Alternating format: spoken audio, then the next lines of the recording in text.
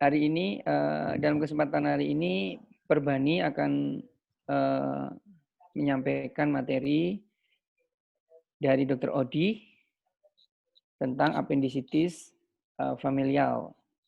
Apakah ini merupakan suatu kelainan bawaan ataukah memang itu suatu kejadian kebetulan? Mungkin selama presentasi seperti biasanya jika ada pertanyaan mungkin bisa ditulis di chat, kemudian nanti setelah selesai presentasi Dr. Odi bisa ditanyakan langsung ataupun bisa kita tanyakan lewat chat. Mungkin demikian Bapak Ibu. Kami persilakan Dr. Odi waktunya.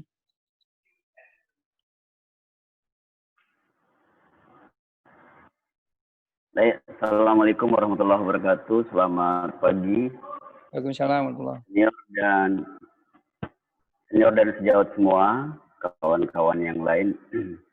Terima kasih kepercayaannya pagi hari ini. Saya diberi kepercayaan untuk berbagi perihal apendisitis, khususnya yang disampaikan Dr. Gunadi tadi, bahwa ini merupakan kebetulan atau kecenderungan, atau merupakan suatu yang diturunkan. Nanti sifatnya mungkin merefreshing saja, berdiskusi, dan kemudian bila tidak bisa menjawab, nanti ada pakar-pakar lain di sini yang dapat memberikan sharing ilmunya kepada kita semua. Kita mulai saja, Dr. Gun, ya. Saya share.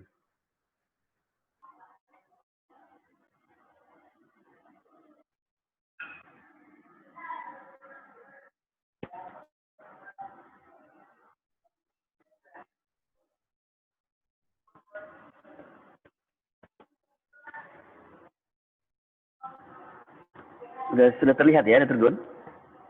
Iya dok, jelas dok. Sudah kelihatan ya ininya ya, tulisannya ya. Baik. Baik, senior dan sejawat semua.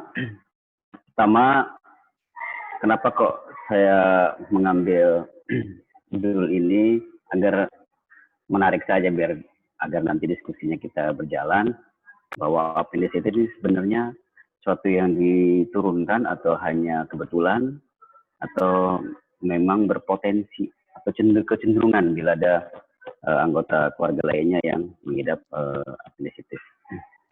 Baik. Latar belakang yang pertama bahwa apendisitis ini merupakan keadaan yang sering memerlukan tindakan emergensi pada anak.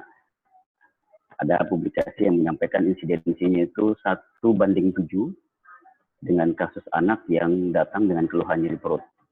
Artinya memang banyak juga yang tidak masuk apendisitis. Kemudian ada fitpol kita, baik sebagai dokter ahli maupun dokter lainnya, dengan adanya ketidakcermatan atau kesulitan penegakan diagnosis awal mungkin, sehingga dapat si pasien itu datang saat kita operasi sudah terjadi perforasi. Bahkan disebutkan adanya ketidakcermatan ini dalam menegakkan yang seharusnya terdiagnosis apendik atau tidak, atau sebaliknya itu 10-25%. Mulai dari publikasi yang menyatakan keluhan nyeri bukan apendisitis, atau tidak ada nyeri tapi apendisitis, sampai hasil gold standarnya yakni histopatologinya normal. Itu publikasi-publikasi yang pernah disampaikan bahwa ada kecenderungan ketidakcermatan penegakan diagnosis pada anak-anak sampai berlebihan penegakan diagnosis apendisitis pada anak tersebut. Nah, kemudian kita menginjak latar belakang ke arah penyebabnya, bahwa penyebab dari apendisitis yang disebabkan oleh obstruksi yang terbanyak yakni karena pembengkakan jaringan limfoid pada dinding apendiks, yaitu 65%. Sisanya obstruksi itu yang terjadi pada lumen apendik yang didapat dari yang kita kenal sebagai appendikolit atau sisa makanan. Referensi lainnya juga selain obstruksi, bahwa apendisitis ini disebabkan karena infeksi bakteri tertentu. Beberapa hasil yang menjustifikasinya bahwa patologi terjadinya infiltrasi neutrofil ke muskular dalam kasus komplikasi apendisitis sering disertai dengan invasi bakteri. Jadi karena obstruksi kemudian bakteri. Nah, dalam perkembangannya ada yang melaporkan bahwa riwayat keluarga ini juga berperan dalam kejadian terjadinya apendis. Namun kenapa? Ada yang melaporkan 10%, bahkan ada yang sampai melaporkan 50%. Salah satu alasan atau reason dari keluarga ini berpengaruh yakni adanya peran dari poliformisme gen pada tingkat keparahan inflamasi lokal yang terjadi pada apendisitis dengan memacu protein yang bekerja dalam proses inflamasi lokal. Yang kita kenal 3 yang dipublikasikan yakni TNF alpha, interleukin 1 beta, dan interleukin 6. Itu yang salah satu penjelasan kausanya ini ada hubungannya dengan keluarga. Nah, timbul pertanyaan di sering mungkin kita mendengarkan dari diri kita sendiri atau mahasiswa, ini apendisitis ini kalau ada hubungan publikasi perihal dengan riwayat keluarga itu diturunkan kecenderungan atau merupakan prediksi aja atau prediktor terjadinya apendisitis yang ada hubungannya dengan riwayat keluarga yang positif. Baik, kita mulai dari insidensi dulu. Sejak 1937, Bakker ini melaporkan bahwa terjadinya apendisitis itu sampai 50% pada riwayat keluarga yang positif. Artinya ada saudaranya atau keluarganya yang pernah mengalami apendisitis sampai 50%. Namun jumlah pasiennya tidak disebutkan.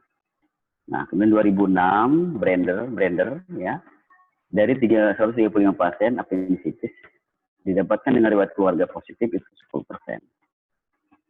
Tahun yang sama, Basta lebih mendetailkan kembali bahwa dibuat level-levelnya. Level 1 seperti ayah, ibu, dan anak itu sampai 21%.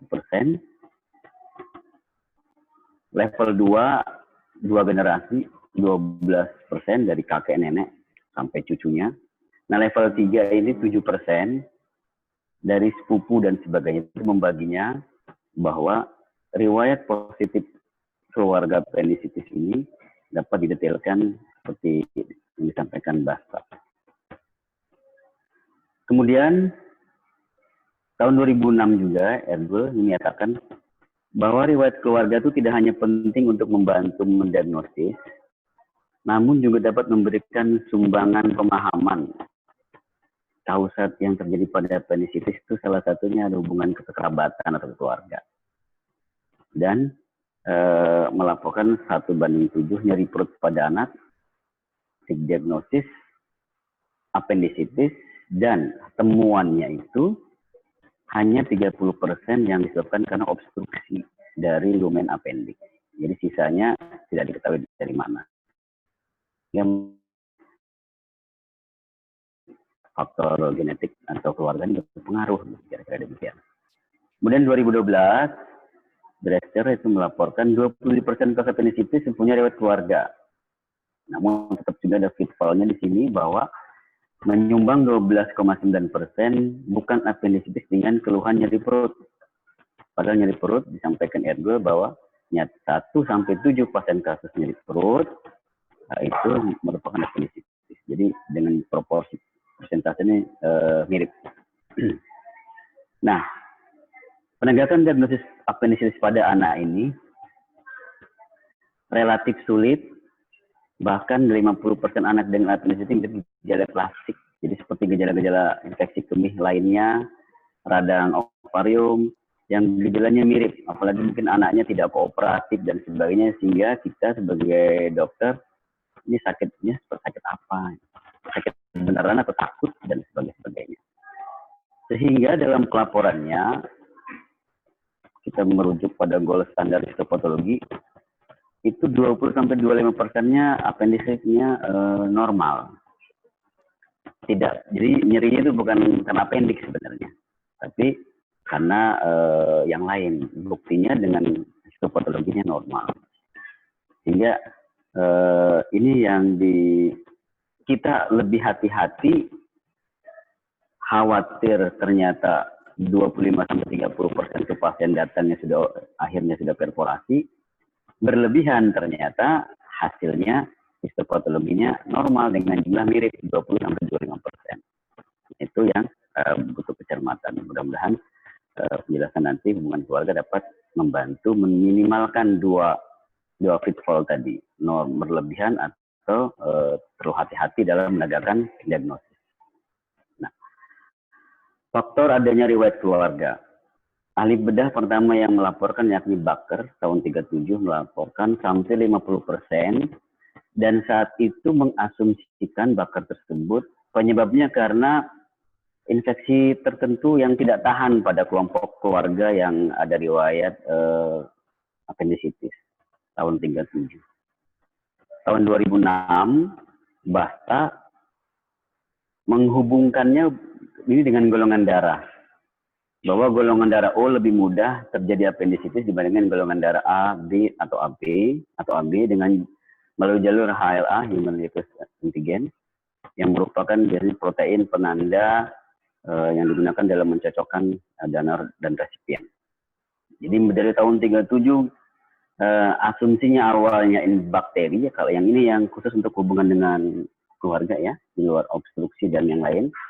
Kemudian 2006 menghubungkan dengan golongan darah.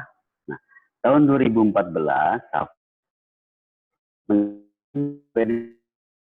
bahwa adanya bagian poliformisme pada interleukin 6, posisi 174 ini, sisi alel ya, yang dikaitkan dengan produksi interleukin 6 yang berhubungan pada fase akut respon inflamasi pada pasien-pasien yang terdiagnosis dan telah diapendektomi.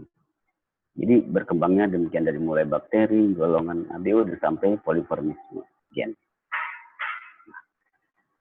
Kemudian merujuk 3 faktor yang pernah dilaporkan dari mulai bakteri, golongan darah, dan poliformisme gen. Saya akan mengambil atau mencenderungkan kepada yang telah dan sedang banyak diteliti mengenai poliformisme gennya. Bagaimana hubungannya dengan proses terjadinya apendisitis khususnya pada anak? Sehingga kondisi dapat menjawab atau memberikan sedikit informasi apakah apendisitis pada anak dengan riwayat keluarga merupakan faktor prediksi kecenderungan atau dari kebetulan atau malah sesuatu yang diturunkan pada generasi berikutnya. Jadi dari kalau boleh saya sedikit simpulkan bahwa faktornya dari mulai infeksi, obstruksi, riwayat keluarga. Riwayat keluarga juga ada 3 yang dipublikasikan, mulai dari ketahanan terhadap bakteri tertentu, golongan darah, dan poliformisme gen. Nah, saya memilih untuk poliformisme gen ini untuk kita sampaikan pada forum pagi hari ini.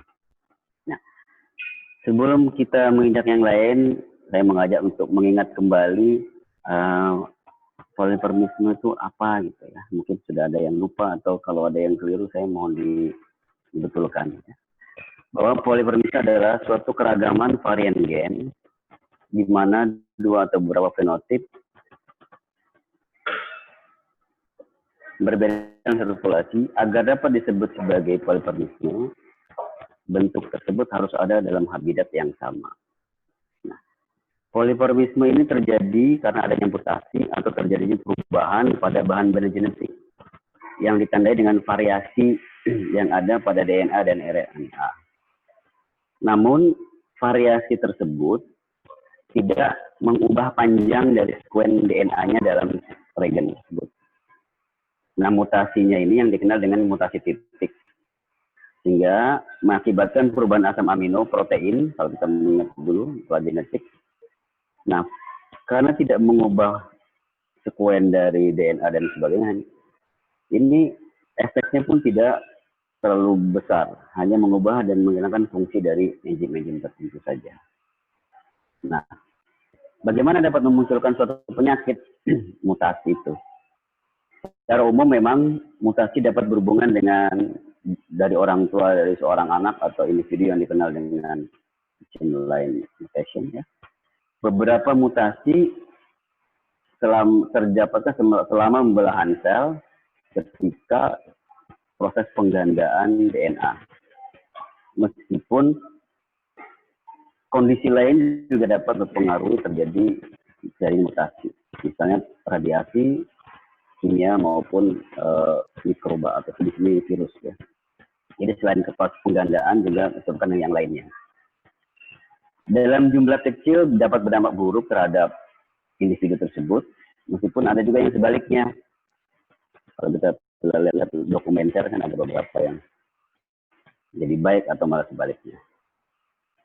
Dan dapat menimbulkan keanekaragaman dalam satu populasi atau beberapa populasi, dan tidak dapat juga berdampak, tidak berefek apa-apa, atau kita kenal dengan silent mutation.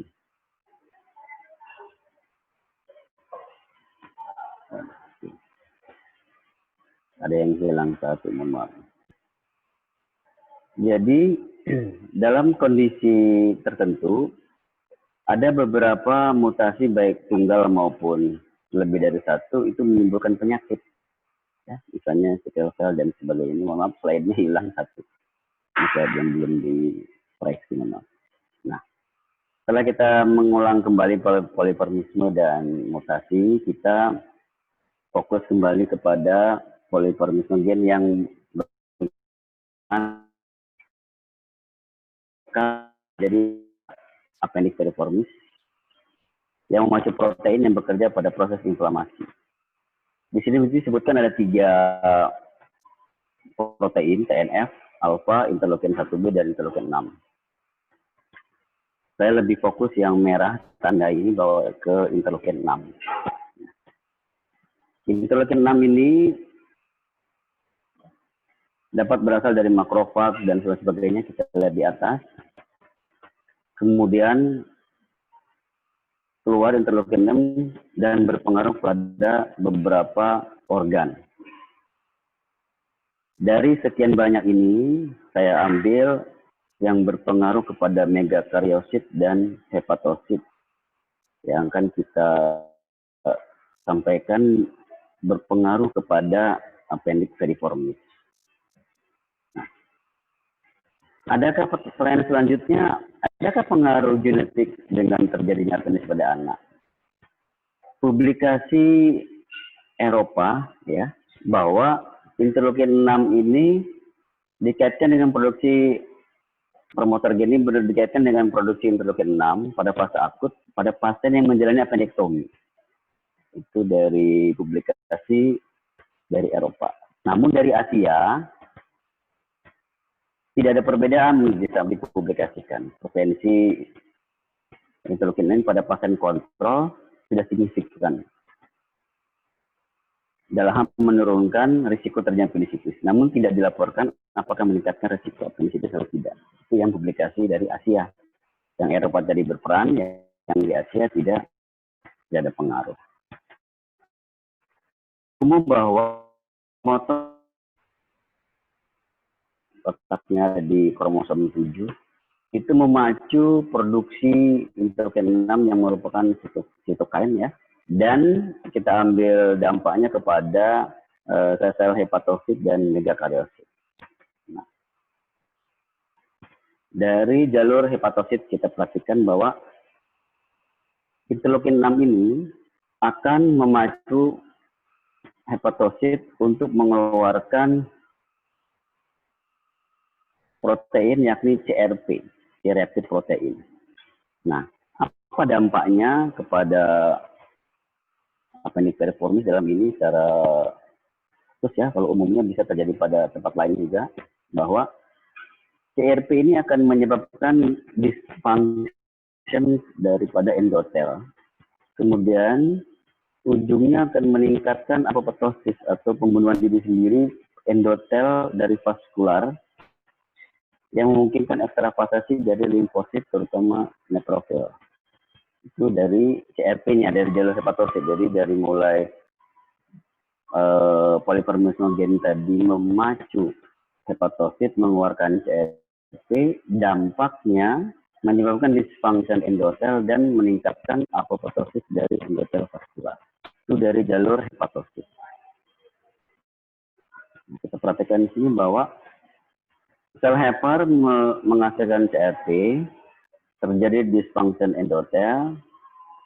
Nah, di jalur yang sebelah kiri kita ini berujung pada apoptosis endotel, sehingga mengakibatkan perforasi atau kerusakan pada vaskular. Padahal kita tahu bahwa arteri appendix itu merupakan end arteri. Maka akibat ini tentu saja proses inflamasinya menjadi lebih berat yang berujung kepada perforasi dari appendix bila terjadi suatu proses inflamasi di appendix periformis. Ya. Dapat ditemukan CRP ini mulai dari, ada yang menyampaikan 4 jam setelah terjadi inflamasi, tapi lebih banyak yang publikasikannya itu 12 jam setelah terjadinya gejala atau kondisi inflamasi pada appendix. Sensitivitas dan spesifitasnya kita lihat memang range jauh ya pada pasien anak dengan abdomen perut, nyeri abdomen akut. Sekarang bagaimana dari jalur megakariosit? Tadi kita jalur hepatosit, interleukin ini, kemudian dari jalur megakariosit. Melalui jalur megakariosit, ternyata akan meningkatkan proses platelet, peningkatan platelet pada proses trombosis lokal. Nah, apalagi kita juga paham juga bahwa appendix, yang proses appendix ini merupakan pembuluh darah end arteri. Jadi kalau terjadi trombosis, obstruksi, ya otomatis akan mudah terjadi kerusakan. Hingga aliran darahnya akan tidak baik, vaskularisasinya, suplai oksigen tidak bagus tentu, dan akhirnya akan menjadi kerusakan pada dinding appendix sampai terjadinya perforasi melalui jalur megakariosidnya. Kalau kita sedikit rangkum tadi bahwa melalui jalur megakariosid dan hepatosit yang berujung sama untuk appendix periformis, dapat terjadinya appendix yang memudahkan terjadinya perforasi. Meski kalau dari klinisnya dapat terdiagnosis lebih awal, tidak sampai tahap perforasi. Nah, cuma dari mana interleukin ini terpacu sehingga memacu kondisi-kondisi yang lainnya. Teori yang berkembang kembali kepada awal. Nah, kalau kita buat lebih atasnya lagi, kalau tadi kita potong dari interleukin ya, bahwa pintasan apendisitis anak itu pada teori-teori sebelumnya dan dari teori yang lama bisa dapat dikarenakan karena adanya mikroba. Di sini penjelasannya bahwa mikroba yang menghasilkan lipopolisakarid yang merupakan super antigen dan melalui TLR atau ini mengaktifasi makrofag. Nah, makrofag sendiri itu mengandung sitokain, salah satunya yang proinflamasi yakni interleukin. Nah, selain mikroba ada teori lain yang menyebutkan bahwa inflamasi pada appendix itu juga banyak disebabkan karena terjadinya adanya appendikolit atau adanya hiperplasi. Bahkan di awal tadi disebutkan menyumbang 65%. Nah, akibatnya secara fisika akan meningkatkan tekanan intralumen appendix, memacu respon inflamasi. Nah, di sini peran poliformismenya, bila individu itu terdapat poliformisme pengerjaan interleukin 6 ini, akan menginduksi lebih kuat gitu, untuk TFM RNA-nya dan SNTF itu pengeluaran interleukin. Nah, dari interleukin inilah dari sekian banyak organ yang dipengaruhi untuk appendix periformis melalui jalur megakariosit dan hepatosit. Hepatosit melalui jalur hepatosit akan mengeluarkan CRP yang berefek dysfunction endotel, sedangkan dari megakariosit meningkatkan trombosis yang berujung pada ischemia. Sehingga karena vaskularisasi appendix periformis itu end arteri, mengakibatkan kerusakan dari dinding appendix lebih progresif, sehingga mudah terjadi kelanjutan dari proses inflamasi sampai dengan perforasi. Secara umum, dari jalur kausa, kenapa dihubungkan dengan appendix, appendix dihubungkan dengan riwayat keluarga, kemudian riwayat keluarga ini berpengaruh sama proinflamasi. Proinflamasi ada 3 yang dikenal, interleukin 1 beta, TNF, dan interleukin 6. Nah, yang saya sampaikan ini hanya dari interleukin 6-nya saja. Yang lainnya tidak kita sampaikan di sini. Nah, ini simpulan tadi bahwa, belum simpulan, maaf, faktornya di mana sebenarnya? Yakni poliparamisme ini akan menginduksi reseptor mRNA dan SNTF ini mengeluarkan interleukin 6 sebagai sitokin proinflamasi, merupakan respon inflamasi baik melalui jalur yang tadi di awal mikroba atau melalui jalur adanya inflamasi lokal. Jadi 2 jalur itu yang kita pahami penyebab dari appendix. Namun kenapa yang akhirnya berakhir mungkin kronik atau berakhir perforasi? Nah, ada pengaruh dari poliparamisme ini memacu sitokin proinflamasi, khususnya interleukin 6, yang berakibat adanya gangguan pada arteri pada yang memvasularisasi appendix seriformis. Nah, ini kebetulan yang pernah kami teliti, mungkin Dr. Gunadi dan yang lain bisa lebih detail menjelaskan ini. Pada kasus yang perforasi itu kami menemukan 2 titik mutasi. Ini ada T, ini ada G-nya ya. Sedangkan pada yang non perforasi hanya 1 dari G-nya saja. Sedangkan yang perforasi, pasien yang appendix perforasi didapatkan 2. Ini contoh dari pasien-pasien lain yang kita ambil yang ada 1 titik mutasi dan ada yang 2 mutasi heterozigot dan monozigot. Nah, itu yang pernah kita kerjakan di Indonesia lah, kasus-kasus yang dikerjakan di Riau ini kebetulan. Kalau kita merujuk pada tadi, publikasi dari Eropa berpengaruh, tapi yang dipublikasi oleh Asia, terutama yang dari Cina dan India, tidak berpengaruh. Nah, ini apakah ada pengaruhnya? Enggak, mutasi ini terhadap proses appendicitis. Nah, pada kasus-kasus appendicitis yang kami teliti, baik yang perforasi maupun yang simpel atau non perforasi, ditemukan adanya titik mutasi tersebut.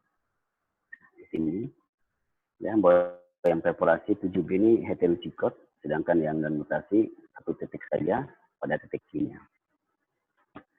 Nah, simpulannya nih dikembalikan juga menjadi pertanyaan sebenarnya, bahwa riwayat keluarga merupakan suatu keniscayaan meningkatkan insidensi appendicitis dengan laporan-laporan yang telah dipublikasikan.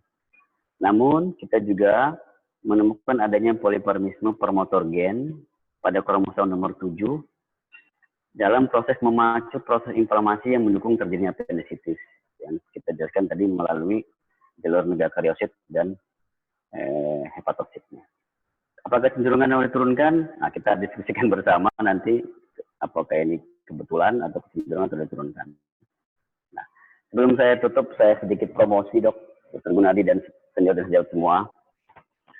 Kami dari Universitas Riau, ini kampusnya, FK-nya, ini kampus terpadunya, ada apa nih ya, danau buatan kecil, boleh berenang di sini. Dan ini rumah sakit pendidikan utama kami, Rumah Sakit Arifin Ahmad. Di 2 bawah ini, kami beberapa kali menerima exchange student ya, yang kuning ini dari Kanada dan Slovenia, kalau saya nggak salah, lupa saya. Yang sebelah kiri ini dari Spanyol.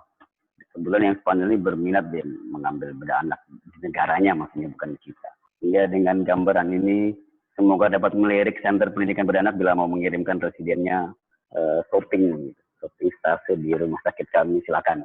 Mudah-mudahan memenuhi syarat bagi pendidikan. Terima kasih, saya kembalikan kepada Dr. Gunadi. Oke, matur nuwun, Dr. Adi. Dengan materi yang sangat menarik ya, tentunya sekarang ilmu sangat berkembang. Meskipun awalnya dikira infeksi, ternyata sekarang itu ada kecenderungan ada faktor genetiknya. Sama seperti halnya obesitas atau penyakit yang lain, misalnya dengue fever itu ternyata untuk pasien yang obesitas itu lebih berat dibandingkan non obesitas. Ternyata itu juga lagi-lagi ada faktor genetiknya, ada faktor polimorfisme atau varian yang berperan di dalamnya.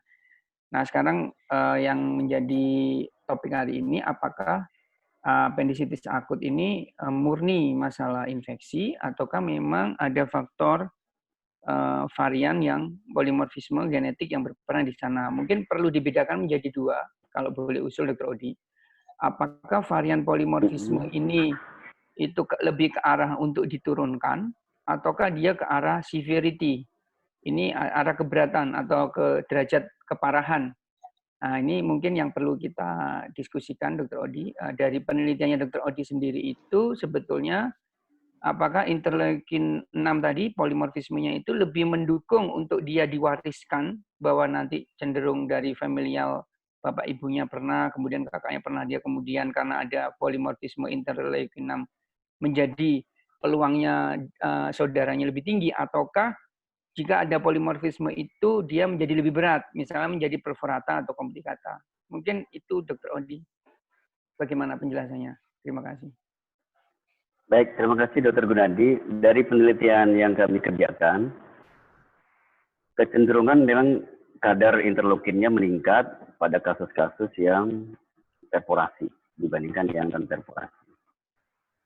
Namun secara hitungan statistiknya tidak bermakna, hanya kecenderungan meningkat saja pada pasien-pasien yang perforasi. Sehingga dari gambaran tersebut, kami menyimpulkan keberadaan polimorfisme gen promotor gen ini, interleukin 6 ini, bukan ke tingkat keparahannya, tapi kecenderungan diturunkan kepada atau memudahkan anak turunannya mudah terjadi appendicitis. Karena tadi hasil yang tadi kami teliti itu tidak bermakna secara statistik, meskipun kecenderungan meningkatnya kadar serum interleukinnya lebih banyak pada perforasi, yang kelompok perforasi dibandingkan yang non perforasi. Demikian Dr. Gun. Silakan Bapak Ibu jika ada pertanyaan langsung saja. Saya bisa Dr. Gunadi? Iya, Dr. Pur, monggo. Iya, Dok. Monggo, Dok. Ya, terima kasih ya. Saya kira apa yang disampaikan Dr. Gunadi tadi untuk Dr. Odi ya, itu penting ya. Memang pada appendicitis yang berat, memang interleukin 6-nya ya pasti akan naik lah gitu, lebih dari biasanya. Cuman di sini pengalaman saya sampai puluhan tahun ini, saya tidak pernah satupun mendapatkan kasus appendicitis itu yang familial. Ya. Jadi satu bersaudara atau mulai bapak ibunya atau bapaknya, kemudian anaknya sekian, itu appendicitis kok enggak pernah saya dapat itu ya. Jadi saya lebih cenderung seperti kan Dr. Gunadi tadi ya, yang diturunkan itu adalah berpengaruh terhadap imunitas atau kecenderungan terjadinya severity daripada suatu appendicitis.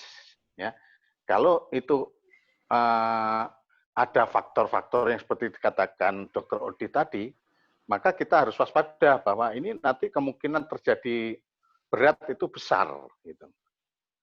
Menurut pemahaman saya sampai detik ini, untuk terjadinya appendicitis itu lebih banyak dipengaruhi oleh karena faktor anatomis mekanik dalam hal ini. Ya, seperti kita ketahui patofisiologinya adalah oleh karena adanya feculum atau feculit yang terdampar ke lumen appendik itu, ya kan? Kemudian terjadi infeksi. Nah, yang Dr. Odi atau Dr. Gunadi tadi mungkin faktor infeksi ini adalah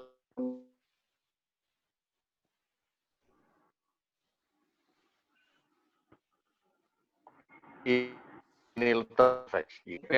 Bisa dihubungkan dengan sekarang kan ada aliran yang menganut bahwa appendicitis itu bisa dilakukan terapi dengan non-operatif manajemen.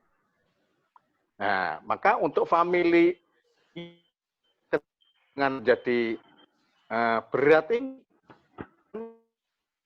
di manajemen.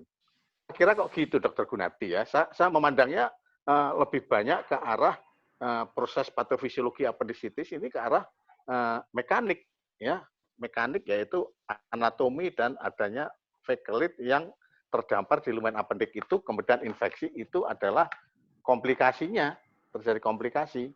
Nah, untuk orang-orang yang familiar seperti dikatakan Dr. Odi, itu kalau terjadi infeksi cenderung akan menjadi lebih berat, ya, atau mungkin dia tidak hanya apendisitis saja, tetapi infeksi apapun dia akan menjadi lebih berat. Mungkin kok begitu, Dokter Gunadi ya. Ini persepsi saya. Terima kasih. Terima kasih, Dokter Purbadi. Silakan, Dokter Odi untuk memberikan tanggapan atau pendapat. Baik, terima kasih Dokter Gunadi, Dokter Purwadi. Pertama, saya menjawab dari sisi bagaimana hasil yang pernah diteliti. Kalau yang pernah kami teliti, baik kelompok apendisitis non-perforasi dan perforasi, kadar interleukinnya sama-sama meningkat. Bahkan ada yang non-perforasi itu masih dalam normal. Namun, kecenderungan yang perforasi itu lebih meningkat dibandingkan non-perforasi secara tampilan hasil mentah. Setelah diolah secara statistik, peningkatan ini tidak bermakna. Itu dari sisi penelitian yang pernah kami teliti. Jadi meskipun meningkat antara perforasi dan non-perforasi ini, tapi secara statistiknya tidak bermakna gitu. Itu dari sisi penelitian. Dari sisi publikasi memang ada dua pendapat yang disampaikan di awal. Interleukin 6 ini juga ada yang mempublikasikan berpengaruh positif pada tingkat keparahan pasien-pasien yang diteliti. Publikasi lain juga tidak berpengaruh. Namun lebih banyak publikasi yang meningkatkan kecenderungan lebih parah pasien-pasien yang interleukinnya meningkat. Nah, di awal tadi bahwa kausa dari apendik itu obstruksi itu 35% dari semuanya. Semua yang pernah dioperasi dilihat, oh ini terjadi obstruksi 35%. Yang pernah dilaporkan ya maksudnya. Nah, dari 35% ini pun dibagi dua lagi. Ada yang sifatnya obstruksi dikarenakan inflamasi dari sublimfoid, submukosanya, submukosa limfoid, yang 35%-nya itu karena adanya korpal atau appendikolit, baik sifatnya feses yang marat atau makanan atau dikatakan juga pernah ada cacing di situ. Nah, sisanya kalau gitu apa gitu? Bakteri ada ternyata, bakteri diteliti juga ada, ternyata ada invasi bakteri tertentu, E. coli, Streptococcus dan sebagainya pernah dipublikasikan. Karena dia mengandung lipopolisakarid tadi. Ada porsinya sendiri-sendiri proporsinya. Nah, yang tidak ditemukan apendik, tidak ditemukan penebalan dinding apendik. Jadi penyebabnya apa? Gitu. Maka lahirlah asumsi diawali bahwa ini ada hubungannya dengan riwayat keluarga nih, jangan-jangan. Publikasi-publikasi tersebut akhirnya menemukan adanya poliformisme gen itu pada kromosom nomor 7, yakni interleukin tersebut. Nah, jalurnya lewat mana kok bisa menyebabkan terjadinya gangguan pada apendik periformis? Nah, ternyata lebih condong kepada dua jalur, hepatosit dengan CRP-nya, negakariosit dengan gangguan trombosisnya. Sehingga di sini lebih fokusnya kepada gangguan vaskular yang sifatnya N-arteri pada apendik periformis. Nah, apakah terjadinya apendik ini merupakan gabungan dari tiga faktor tersebut? Sangat mungkin. Tapi kalau dipilah-pilah, ternyata ada porsinya masing-masing, baik bakteri, obstruksi, maupun ada kecenderungan riwayat keluarga dari pasien tersebut. Nah, dari pengalaman Dr. Purwadi, guru kita, kok tidak pernah menemukan ya jalur yang apendik. Ternyata tidak ada yang keluarganya pernah apendik. Mungkin dapat kita telusur, Dok, melalui residennya dan sebagainya, bahwa pernah didetailkan oleh Bestra kalau nggak salah tadi ya. Level-levelnya tadi. Level 1 tuh orang tua dan ke anak, baik bapak dan ibu. Level 2-nya kakek neneknya dengan cucunya. Level selanjutnya yang berperan lebih kecil, sepupu dan sebagainya. Mungkin kalau lebih detail, pedigree-nya itu, kalau kita lebih teliti lagi, mungkin akan ketemu mungkin ya. Tapi kan tidak semuanya. Toh banyak faktornya yang menyebabkan terjadinya appendicitis. Nah, yang berujung apakah adanya poliparmisme ini mengakibatkan lebih parah pada orang yang mempunyai riwayat keluarga atau cenderung mudah terjadi appendix. Nah, itu yang tidak ada simpulannya, tergantung apa yang pernah kita teliti lah kira-kira gitu. Nah, dari pandangan hasil penelitian yang kami dapat, karena hasil interleukin 6 ini tidak bermakna secara statistik meskipun ada peningkatan, kami yang meneliti berkesimpulan ada keluarga yang pernah mengidap appendicitis, yang pernah diapendektomi maksudnya ya, kecenderungan diderita oleh keluarga lainnya itu lebih besar. Jadi lebih kecenderungannya, bukan diturunkan murni, gitu. Lebih cenderung saja. Nah, sehingga apa dampaknya pada kita informasi ini? Sekiranya dalam anamnesis, misalnya tadi kan disebutkan bahwa nyeri perut itu penelitian yang pernah dilaporkan 1:7. Jadi tidak semuanya appendicitis. Sehingga kita lebih aware mungkin bila ada pasien yang nyeri perutnya ini apakah takut sama kita karena anak-anak, atau memang nyeri perut karena appendix atau sebab lain yang mirip-mirip, misalnya pada sistem dan sebagainya. Untuk yang mempunyai riwayat appendix keluarganya, baik level 1, 2, dan 3, kita lebih waspada. Artinya untuk menghindari pitfall yang dijelaskan tadi, akhirnya dioperasinya setelah perforasi. Saya pengalaman pribadi ada 2 pasien yang pernah, karena kehati-hatian saya, ini nggak jelas ini appendix atau apa nih, karena jangan-jangan hanya konstipasi. Tadi berikutnya sudah terjadi 2 hari kemudian lah, depan muskular terjadi, akhirnya sudah perforasi.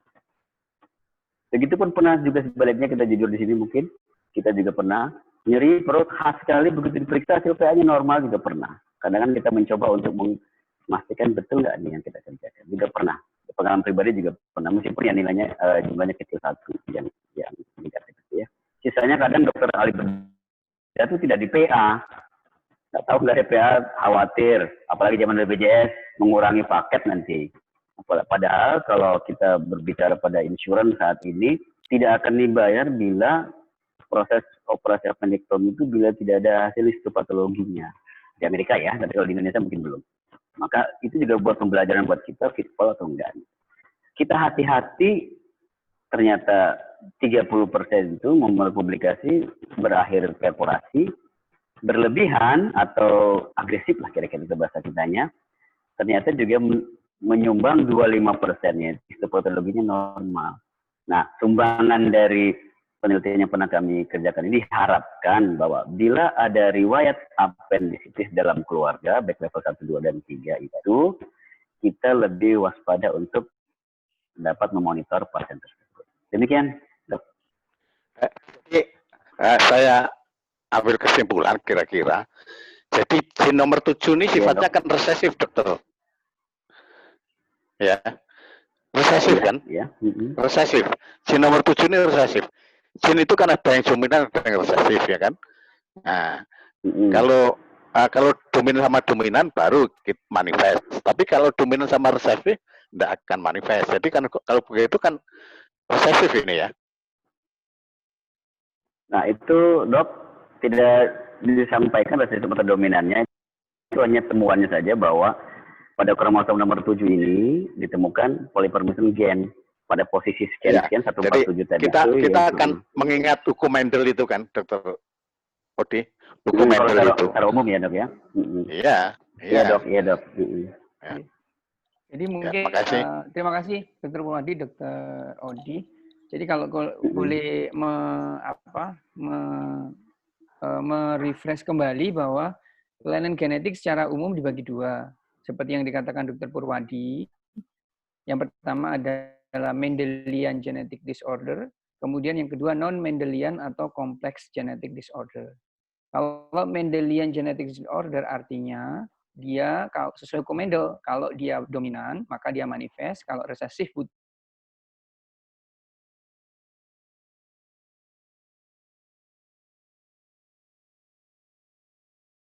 setelah distrofi yang kita melakukan biopsi otot, ada mutasi dia bermanifestasi. Tetapi bagaimana dengan non-Mendelian atau Complex Genetic Disorder itu dia ada mutasi belum tentu bermanifestasi. Misalnya penyakit Hirschsprung, dia ada sekitar 15 gen. Kalau ada mutasi satu red, belum tentu bermanifestasi. Masih ada gen yang lain. Demikian juga dengan appendicitis akut. Jadi sepertinya kalau dari penjelasan Dr. Odi, dia lebih tepat non-Mendelian atau Complex Genetic Disorder atau multifaktorial. Kalau kami baca dari referensi, memang dikatakan faktor genetik berperan 56%. Artinya ada 44% ada faktor lingkungan. Sehingga kalau memang ada peran interleukin maupun HLA-ABO, ada itu belum tentu dia bermanifestasi. Tetapi benar yang dikatakan Dr. Odi, bahwa first degree itu lebih tinggi resikonya daripada second degree atau third degree relatif. Artinya memang sekarang kecenderungan akut appendicitis itu memang ada familial. Meskipun sifat penurunannya bukan non-Mendelian, tetapi lebih ke arah, bukan Mendelian, tetapi non-Mendelian atau complex genetic disorder. Mungkin itu dok yang bisa saya summary dari masukan Dr. Purwadi. Ini kemudian ada pertanyaan lagi dari Dr. Dadi ya, Dr. Odi. Mengapa jarang-jarang pada bayi atau kelainan bawaan? Silakan Dr. Odi. Kalau itu memang familial, kenapa kok jarang-jarang pada bayi gitu? Mungkin loh yang saya tangkap seperti monggo Dr. Dadi konfirmasinya apakah betul? Maksudnya demikian pertanyaannya. Kalau ini memang familial, kenapa kok jarang kelainan akut appendicitis pada bayi atau kelainan bawaan gitu? Yang di chat seperti itu. DAD ini kan Dr. Dodi ya kalau tidak salah. Maaf kalau saya keliru. Betul, Dr. Adi. J, matur nuwun Dr. Adria masukannya. Silakan Dr. Odi. Kalau memang ini familial, kenapa kok jarang terjadi pada bayi baru lahir atau kelainan bawaan misalnya? Seperti itu. Baik. Terima kasih Dr. Adi. Maaf tadi terputus. Jadi saya kembali ke yang pernah kami teliti. Jadi kami teliti pasien yang di bawah 1 tahun hanya kami mendapatkan 2 pasien, dan itu pun sudah perforasi dua-duanya. Yang dari penelitian kami ya. Nah, dari publikasi, dia mengelompokkan beberapa kasus SAFES itu ya, SAFES 2014 itu, 0 hari sampai 1 tahun, 1 sampai 5, dan di atas 5 tahun. Memang proporsi bayi lebih kecil dibandingkan yang lain. Yang lebih banyak itu di atas 5 tahun memang appendicitis. Nah, sehingga kalau pertanyaan yang disampaikan, kalau bawaan lahir kenapa enggak dari bayi? Kan gitu ya. Maka kami di penelitian kami itu tidak menyebut ini merupakan suatu turunan, tapi merupakan kecenderungan bahwa bila ada riwayat keluarga mudah terjadi pada generasi berikutnya gitu, baik yang tadi disebutkan baik first degree atau sampai degree-nya tadi level 1 sampai 3. Jadi bukan seperti asma diturunkan nanti asma gitu, tidak. Ini kecenderungan saja di sini, lebih ke arah kecenderungan. Nah, dengan riwayat-riwayat publikasi dan pasien yang kami teliti, memang riwayat keluarganya lebih banyak dibandingkan yang tidak ada keluarganya yang pernah terjadi appendicitis. Jadi bukan diturunkan otomatis gitu, Dr. Gunadi, yang kami pahami ya, ini merupakan kecenderungan, dan kecenderungan ini pun ada 2 tadi yang disampaikan. Kecenderungan lebih parah bila terjadi appendicitis, atau kecenderungan mudah terjadi appendicitis pada individu berikutnya. Itu pun kan belum bisa terjawab sebenarnya. Satu sisi bahwa bila appendicitis terjadi pada pada kelompok yang polipermismenya gennya ini ada, itu mudah pecah dia, tidak terpurasi. Itu kecenderungan pertama. Atau kalau kecenderungan dari histori keluarga, ini lebih mudah terjadinya. Apakah DNA akhirnya berujung perforasi atau tidak, itu dalam perkembangan penyakitnya. Karena menuju ke arah sana juga kan banyak faktor, selain dari proses gangguan pada RRI yang memvaskularisasi appendix performis.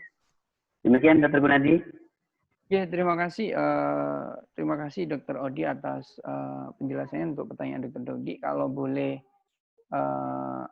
memberikan sharing bahwa congenital anomalies dengan inherited disorder itu merupakan entitas atau terminologi yang berbeda. Jadi kalau congenital anomalies adalah kelainan bawaan, sedang inherited disorder adalah kelainan turunan.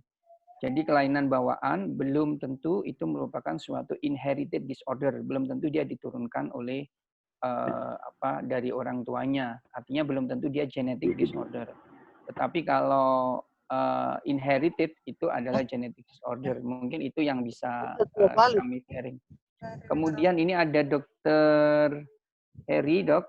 Jadi ini merupakan suatu penemuan baru pada mutasi gen pada penyakit appendix. Kira-kira apakah mutasi gennya itu ada hubungannya dengan faktor lingkungan, misalnya pola makan dan lain-lain. Apakah sudah pernah ada penelitiannya? Mungkin seperti itu. Silakan Dr. Odi. Baik. Apakah polipermisme gen tadi itu dipengaruhi oleh faktor lingkungan dan sebagainya? Dari yang kami pahami, itu tidak menyebutkan persis dok, ini dipengaruhi oleh eksternal dan sebagainya. Namun secara umum disebutkan memang perubahan DNA dan pada titik mutasi ini, selain dalam proses penggandaannya, juga dapat dipengaruhi oleh proses eksternal, kimiawi, mikroba dan sebagainya, atau radiasi. Nah untuk yang polipermisme promotor gen interleukin posisi 147 ini memang tidak disebut karena faktor eksternalnya atau di saat terjadinya proses penggandaan DNA yang sebagian disebut normal memang biasa terjadi hal demikian, kemudian terjadi salah kode lah kira-kira demikian. Itu tidak disebutkan secara spesifik apakah memang eksternal maupun dari internal. Demikian Dr. Heri dan Dr. Gunadi. Oke. Terima kasih Dr. Odi dan Dr. Heri atas pertanyaannya. Jadi memang penelitian genetik itu sekarang tidak hanya berfokus pada kelainan-kelainan kongenital atau bawaan. Ternyata penyakit-penyakit yang dulu awalnya dianggap murni penyakit infeksi atau murni penyakit non kongenital itu ternyata sekarang sudah mulai diteliti, yaitu tadi seperti faktor resiko. Tapi dalam hal ini faktor resikonya faktor resiko genetik, salah satunya apendisitis akut ini seperti itu. Jadi memang kebetulan ini juga ada summer meeting untuk Asia Pacific Genetics summer meeting di Taiwan. Ini juga sedang dibahas tentang peran genetik pada otitis media. Jadi mungkin dulu kalau kita koas, kita berpikirnya otitis media itu murni masalah infeksi, tapi ternyata juga ada faktor genetiknya. Jadi memang akhirnya sepertinya semuanya nanti kalau diteliti ada faktor genetiknya. Kira-kira seperti itu. Oke, monggo jika ada pertanyaan lain. Baik. Terima kasih dokter. Ya, demikian kira-kira. Artinya. Silakan dok. Langsung Selamat saja. pagi. Ya, silakan dokter Muhammad.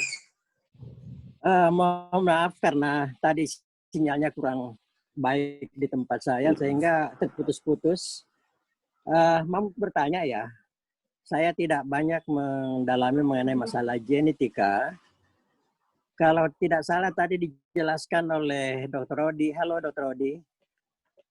Ya, dok. Mengenai interleukin itu bisa melalui jalur megakariosit dan atau melalui hepatosit. Iya. Iya. Nah, kalau melalui hepatosit inilah yang menyebabkan CRP meningkat. Kalau saya tidak salah tadi yang menyebabkan ya gangguan pada appendix. Tapi yang selama ini yang kita pahami bahwa justru karena infeksi yang mendahului sehingga CRP naik. Barangkali saya ada 2 pertanyaan, tapi ini pertanyaan yang pertama. Barangkali Dr. Odi bisa menjelaskan. Silakan Dr. Odi. Kaitannya hubungannya sama CRP mana duluan ini kira-kira? Baik. Terima kasih Dr. Komar, guru kita. Jadi memang melalui jalur hepatosit ini akan menginduksi SMTF dan sebagainya mengeluarkan CRP. Padahal CRP ini kan tidak spesifik atau khusus untuk appendix saja. Kan ini sifatnya CRP ini untuk semua penyakit infeksi pun akan meningkat. Nah, kalau dari jalur, dok, mohon maaf, dari jalur yang kita runut ke atasnya, bahwa yang khusus untuk appendix ini, proses keluarnya CRP ini tidak hanya dari jalur infeksi. Jalur infeksi memang ada porsi di situ, bahwa untuk kasus-kasus infeksi yang menghasilkan bakterinya ini lipopolisakarid. Memang ujungnya nanti akan meningkatkan juga interleukin 6 akan di situ ketemunya. Namun ada sisi lain, porsi lain, non-infeksi. Nah, non-infeksi ini yang paling sering ditemukan yakni jalur inflamasi lokal yang disebabkan karena obstruksi. Jadi apapun sumber awalnya akan merangsang proses pengeluaran interleukin 6 dari makrofag dan sebagainya. Nah, namun individu tertentu lebih dipacu bila ada poliformisme gen tersebut melalui jalur hepatosit dan neokoriosit. Nah, bila CRP ini telah meningkat dalam darah dikatakan, meskipun ada kasus dalam penelitian kami yang normal, ini berdampak kepada N-arteri yang memvaskularisasi appendix piriformis dengan terjadinya dysfunction endotel. Penurunan kadar NO atau peningkatan itu akhirnya mengakibatkan apoptosis sel endotel N-arteri pada appendix piriformis ini meningkat. Itu kalau arterinya rusak, vaskularisasinya berkurang sehingga menimbulkan kerusakan pada dinding appendix piriformisnya. Demikian Dr. Komar, mohon maaf. Oke, ya. Saya baru paham dan terima kasih atas penjelasannya.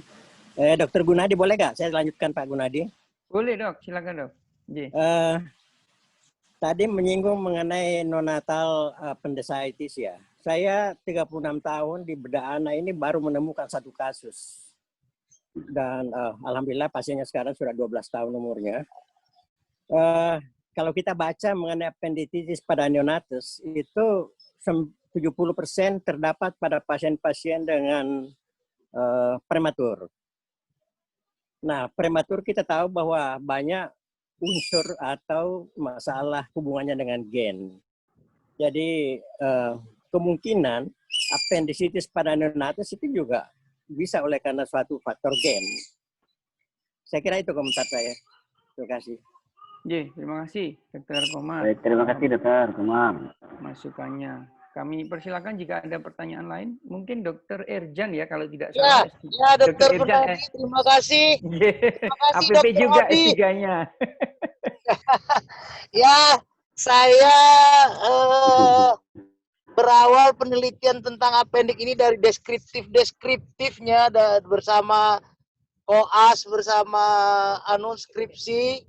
Kemudian memang awalnya saya tertarik dengan appendix ini, banyak sekali misterinya. Terus saya lihat memang kasus appendix banyak sekali. Sampai di Medan itu ada istilah abah, ahli bedah appendix hernia. Karena ngerjain appendix hernia terus. Tapi ternyata kalau digali appendix ini banyak misterinya. Tadinya saya juga tertarik dengan appendix dan alhamdulillah Dr. Odi sudah lebih dalam rupanya penelitiannya. Jadi setelah membaca penelitian Dr. Odi dan melihat deskriptif yang kami lakukan beberapa kali, hampir 10 kali itu berbagai seri kami kerjakan bersama koas, untuk skripsinya. Ternyata kalau saya ambil kesimpulan, tolong Dokter Odih nanti koreksi kalau kesimpulan saya ini salah, tapi kelihatannya ini matching dengan penelitian Dokter Odih bahwa memang ada keterkaitan familial dengan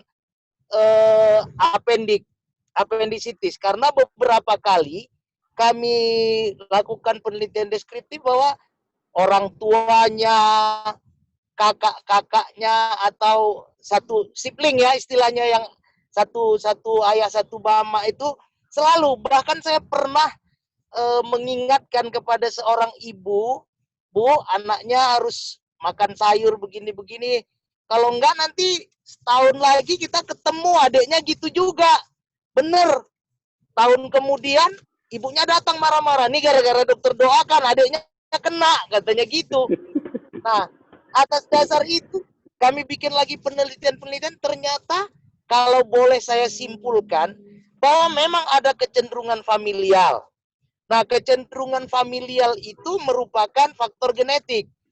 Kemudian faktor di fenotipnya itu adalah faktor gizi, faktor pola makan, kemudian faktor infeksi. Karena ada satu keluarga, memang beberapa orang kena, dari mulai bapaknya, kakaknya, adiknya. Tapi ada beberapa orang adik-adiknya yang lain tidak mengalami appendicitis. Nah, setelah digali, memang yang kena appendicitis ini tidak mau makan sayur. Yang tidak kena appendicitis memang lebih rajin makan sayur.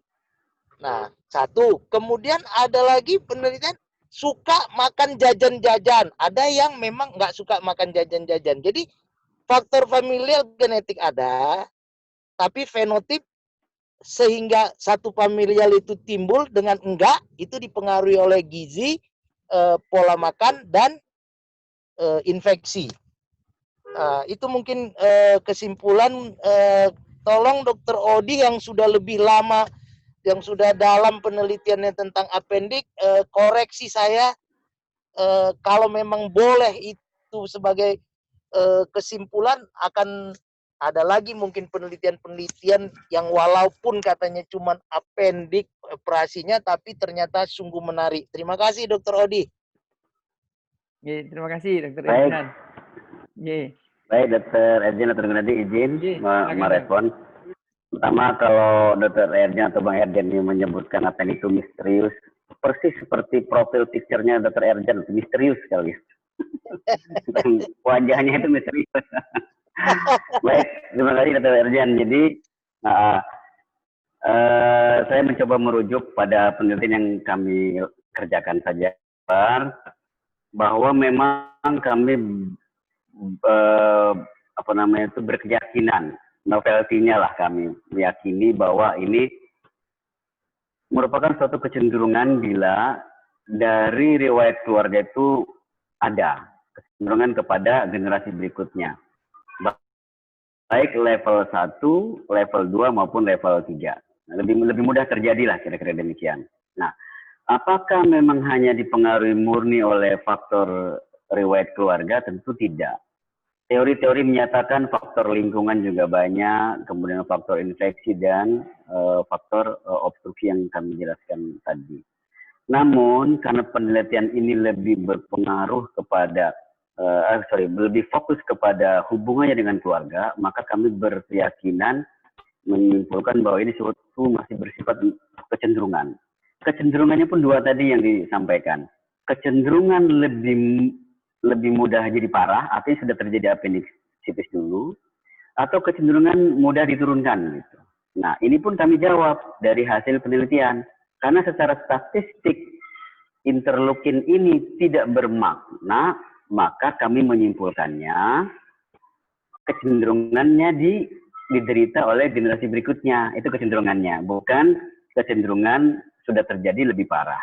Dasarnya, meskipun nilai interleukinnya meningkat, namun perhitungan secara statistik tidak bermakna. Itu kedua, ketiga.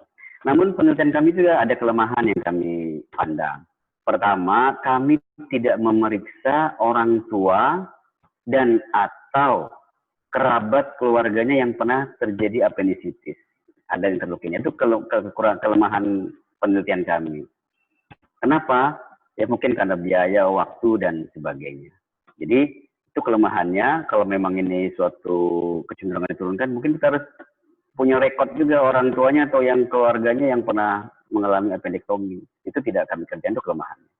Tapi dari data yang kami dapat dari penelitian ini, menyimpulkannya berkecenderungan untuk diderita kepada kerabat atau keluarga generasi berikutnya itu lebih mudah, bukan dari yang apendik menjadi lebih parah.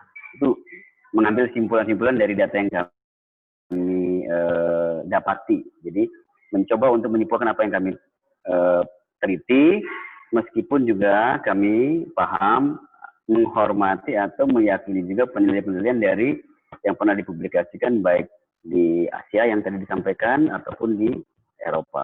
Demikian Dr. Gunadi dan Dr. Erjan.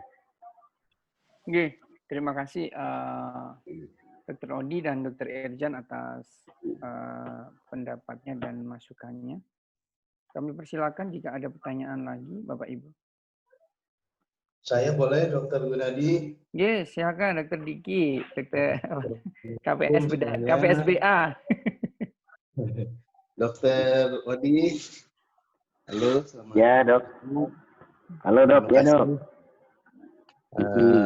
Pokoknya yang ingin saya ketahui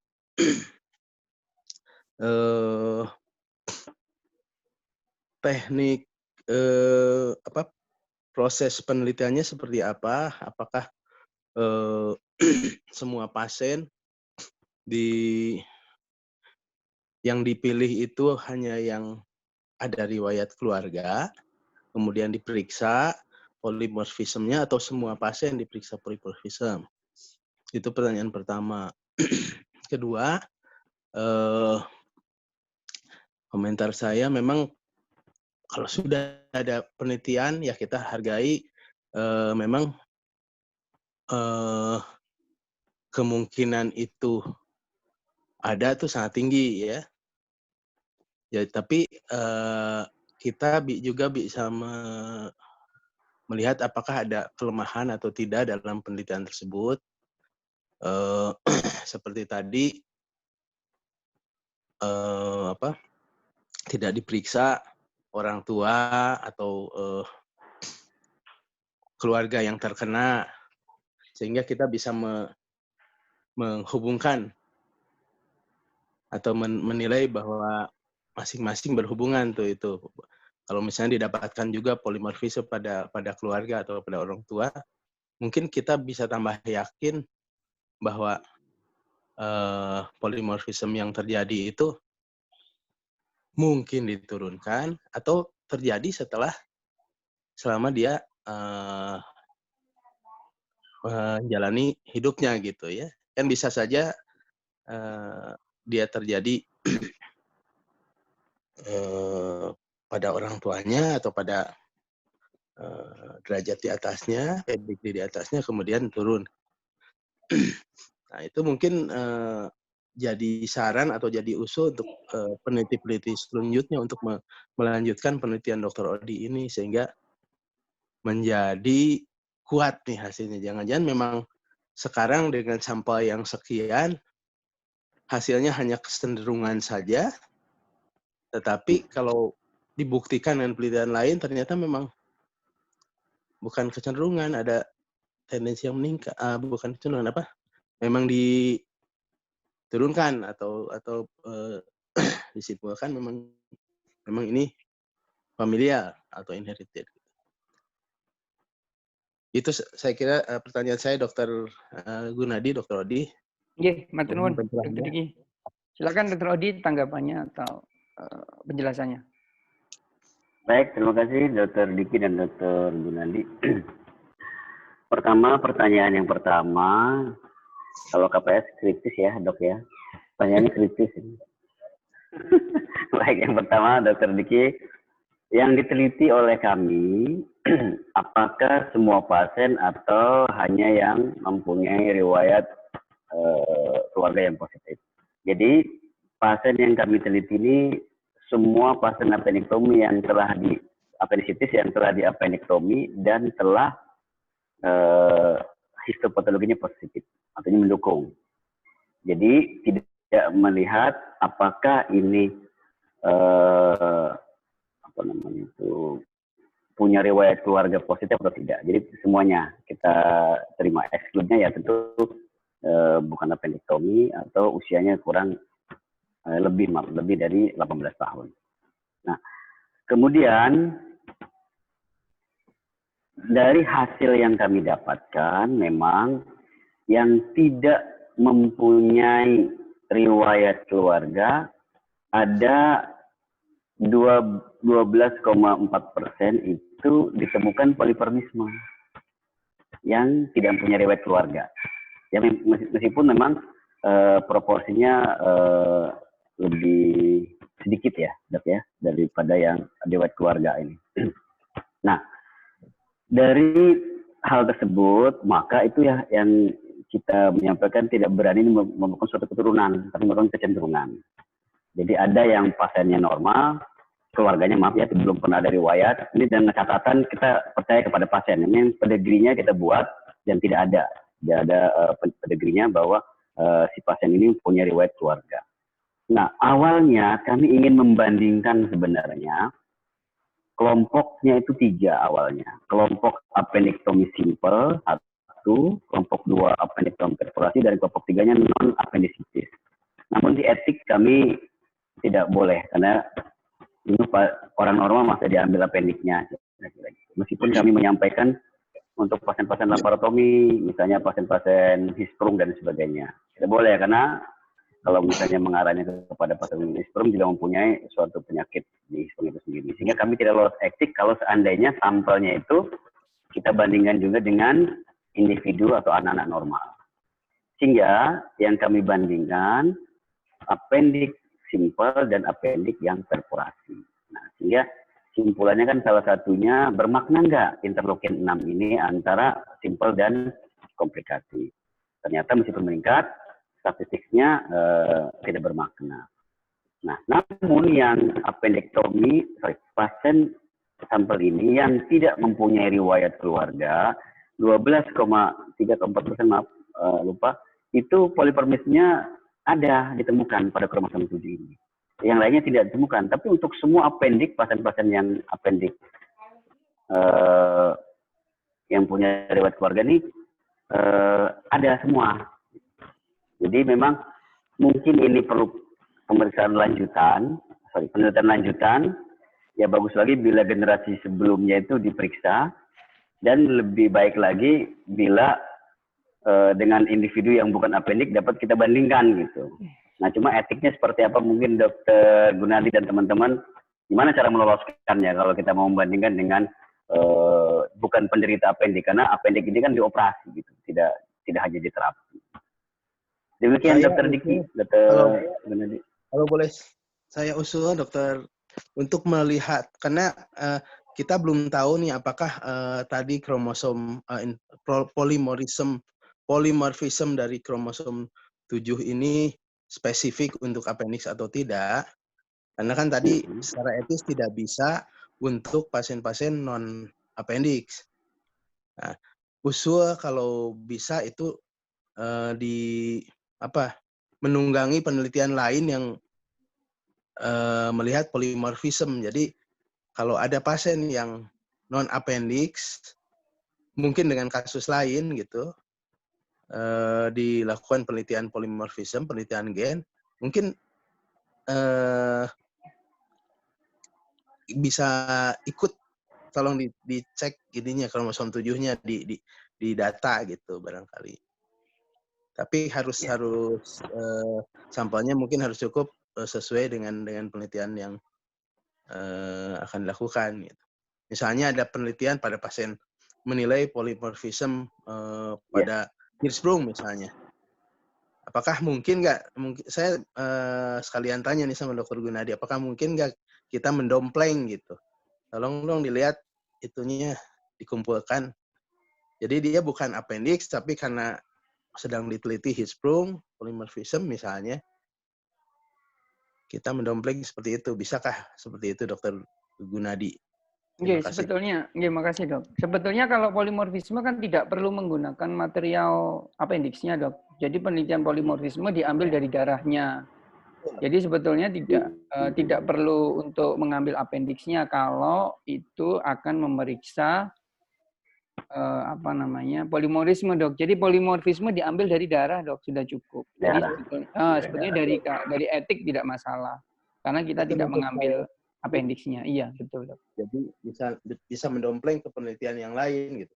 Bisa dok, bisa sebagai kontrol dok. Seperti misalnya penelitiannya dokter Dedi. Dokter Dedi itu kan memang dia membandingkan NLR ataupun prokalsitonin pada appendix sama non appendix dok. Itu sama seperti itu dok. Jadi diambil darahnya, kemudian dilihat rasio neutrofil limfositnya, prokalnya antara yang appendicitis akut dengan waktu itu perbandingannya pasien intussus sepsi sama-sama yang akut abdomen, sehingga perbandingannya bagaimana. Ini sama dok, nanti seperti itu. Jadi pasien appendicitis akut diperiksa interleukin 6 polimorfismenya, kemudian pasien akut abdomen lain misalnya atau non akut abdomen misalnya Hirschsprung bisa dok, bisa sekali. Jadi secara etik sangat memungkinkan. Tetapi tadi pertanyaannya saya juga ingin konfirmasi kepada Dr. Odi. Kenapa waktu itu akan mengambil appendixnya ya dok? Tujuannya apa ya? Karena kalau sepemahaman kami penelitian polimorfisme tidak perlu mengambil dari material jaringan seperti itu. Baik, terima kasih Dr. Gunadi. Memang kalau bicara riwayat proses dari penelitian ini memang pertama ada keinginan dari kami untuk membandingkan dengan individu normal karena kita darahnya saja, sehingga lebih memungkinkan gitu. Nah, kemudian tentu dalam proses penelitian ini ada pembimbing dan sebagainya, berharap dari jaringan tisunya, dari appendiktominya, dari appendicitisnya.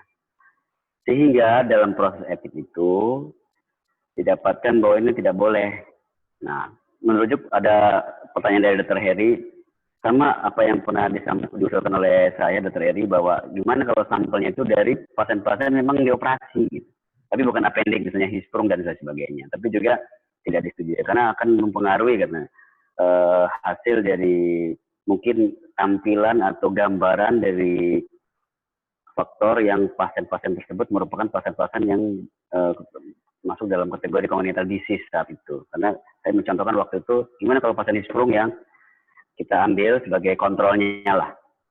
Tapi di saat itu ditolak. Sehingga pada akhirnya yang kita periksa itu darah. Tadinya mau 3 sampelnya itu. Darah, cairan peritoneum, dan dari jaringan appendixnya. Dalam perkembangannya, akhirnya ujung-ujungnya hanya darah yang diambil untuk poliformismenya.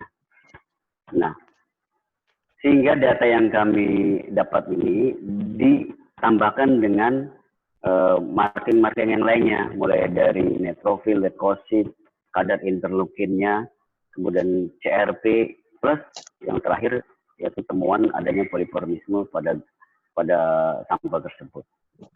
Dan untuk yang jaringan appendix dan cairan peritoneumnya akhirnya tidak dikerjakan. Saat itu beberapa kendala memang ada. Kami kuliahnya di Sumbar, waktu itu di Padang, kami di Pekanbaru, sehingga proses sampel dan sebagainya ada kerusakan dan sebagainya, sehingga yang memungkinkan yang diperiksa yakni darahnya dok. Maka ini timbul kelemahan-kelemahan tadi yang kami pahami. Baik dari kelemahan sampel tidak meneliti generasi sebelumnya, atau kerabatnya yang positif riwayat appendicitis, maupun kelemahan dari jenis spesimen yang akan kita periksa karena proses tadi itu. Demikian Dr. Gunadi. Terima kasih Dr. Odi. Jadi Bapak Ibu untuk yang akan melakukan penelitian genetik khususnya polimorfisme, sekali lagi Bapak Ibu tidak perlu menggunakan jaringan.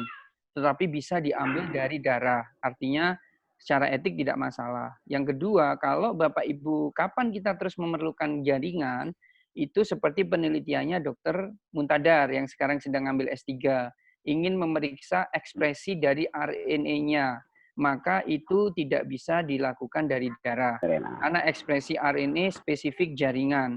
Misalnya penyakit Hirschsprung, dia yang terpengaruh adalah jaringan kolon, maka yang diambil oleh Dr. Muntadar untuk diperiksa RNA gen ABC, katakanlah itu harus jaringan kolon.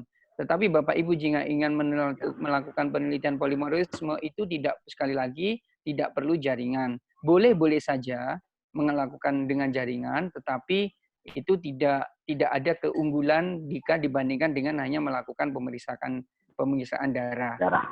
Ya, betul. Jadi kalau memang Bapak Ibu selama ini kami sendiri melakukan penelitian polimorfisme itu selalu menggunakan darah. Tetapi kalau kita melakukan ekspresi RNA atau protein itu baru kita menggunakan jaringan karena yang tadi RNA atau protein adalah spesifik tisu. Jadi tidak selalu di darah ada, tetapi itu DNA-nya ada, di darah itu selalu ada DNA-nya, tetapi RNA atau protein itu tidak selalu ada di darah. Seperti itu Bapak Ibu. Jadi RNA atau protein itu bersifat spesifik jaringan. Misalnya, kalau Bapak Ibu memeriksa jaringan Hirschsprung, gen red, mau apa ini diperiksa? Kalau mau diperiksa DNA level, polimorfisme itu kan DNA level. Bapak Ibu tidak perlu susah-susah cari jaringan, langsung saja ambil darah pasiennya. Bisa dibandingkan antara kontrol sama pasien Hirschsprung, pasien APP atau pasien non-APP. Itu polimorfisme DNA level, mudah dengan darah. Sehingga penelitian genetik itu bisa dikatakan ada 3. Mau main level DNA, mau main level RNA, mau main level protein level. Tapi kalau DNA atau polimorfisme atau mutasi atau varian, nama lainnya itu Bapak Ibu cukup mengambil dari darah. Tetapi kalau Bapak Ibu akan main level ekspresi, mengukur apakah ekspresi protein atau RNA red pada penyakit Hirschsprung lebih tinggi dari non-Hirschsprung, Bapak Ibu mau tidak mau harus mengambil jaringan. Mungkin itu yang perlu kami sampaikan supaya kedepannya tidak ada, seperti kalau tidak salah Dokter Harsali Lampus sama Dokter Nita itu juga mengukur RNA atau micro RNA level. Jadi itu harus pakai jaringan, tidak bisa pakai darahnya, kecuali darahnya juga mengekspresikan RNA atau protein itu. Tetapi kalau pada umumnya tidak, pada umumnya bersifat spesifik jaringan. Seperti Hirschsprung red itu Bapak Ibu kalau diperiksa di RNA di darah itu hampir tidak ada ekspresi RNA-nya. Percuma Bapak Ibu akan mengekstraksi RNA red atau protein red dari darah, harus dari kolon. Mungkin itu tambahan dari kami, sehingga kalau Bapak Ibu mau yang ngambil S3, sekali lagi, kalau DNA level Bapak Ibu tidak perlu khawatir, bisa main dengan darah. Mungkin seperti itu. Oke. Ada lagi mungkin Bapak Ibu masukannya atau pertanyaannya? Kami persilakan.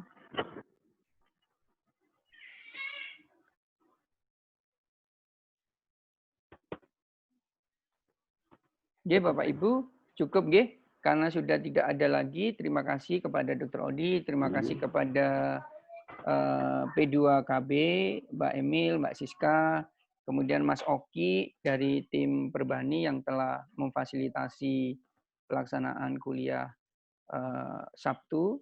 Mudah-mudahan bermanfaat dalam perkembangan bedah anak, khususnya pelayanan pelayanan yang berbasis penelitian. Absennya ada Mbak Hero itu di atas ini. Monggo Bapak Ibu sekali lagi kami ingatkan absen karena untuk dokumentasi kami Perbani dari Mas Oki itu ada absen karena nanti ke depannya akan ada SKPID. Demikian Dr. Odi, terima kasih. Saya lem duluan. matur nuwun Dok. Kami akhiri. Assalamualaikum warahmatullahi wabarakatuh. Waalaikumsalam. Terima kasih. Terima kasih semuanya. Semangat. Terima kasih Bang Odi. Iya. Terima kasih Dr. Odi. Dr. Odi. Ya, terima kasih dokter. Sama-sama. Terima kasih Dr. Odi, Dr. Gun. Sukses terus. Ya, Dr. Heri. Ya, terima kasih semuanya.